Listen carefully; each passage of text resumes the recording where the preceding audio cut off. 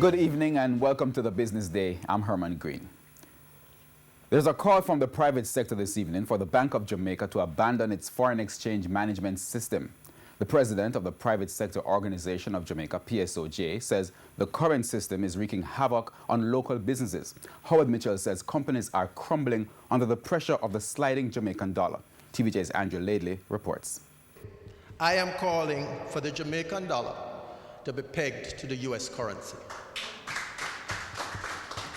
That call from the PSOJ president, a regular refrain in prior decades whenever the dollar starts to lose value.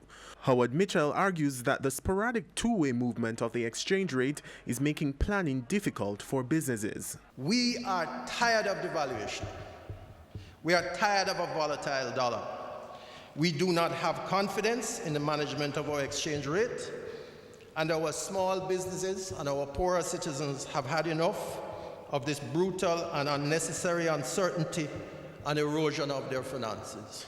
He says things took a nosedive in the late 1960s and have never recovered. Can anybody offer me any rational explanation why we continue to pretend that we can successfully operate a foreign exchange management program in an economy as open to externalities as Jamaica? From 1969, when we abandoned the Jamaican pound, which was pegged to the UK pound, we have been visiting hellfire and damnation on our poor people. Mr. Mitchell says his suggestion to peg the Jamaican dollar to the US currency wouldn't be challenging, since most businesses already conduct their transactions in that currency. He also pointed out that the dollar continues to slide despite the central bank interventions. And in spite of BOJ intervention, on at least 2 occasions, maybe 3, the dollar is hovering at around 132, 133, coming from 125 in a matter of 12 days. Which small business person do you know can plan to pay back a debt on a particular day? And the dollar moves 6% on him. 6% is a whole heap. So that it's fine to tell me that over the last 2 years, the variance has been only 2%. Over the last 2 years, I'm dead. The Bank of Jamaica introduced the BOJ foreign exchange intervention and trading tool BFixit in 2017. It's expected to facilitate buying and selling of foreign exchange.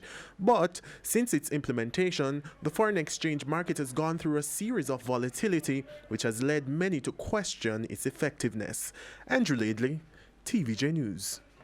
Meanwhile, the Bank of Jamaica today intervened in the foreign exchange market, selling $20 million in a flash sale to help bring some stability.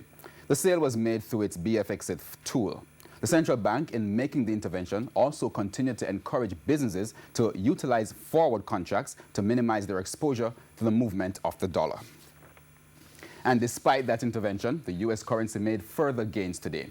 At the end of trading, the greenback sold for $134.25. The Canadian dollar, however, lost value and is now selling at $100.71.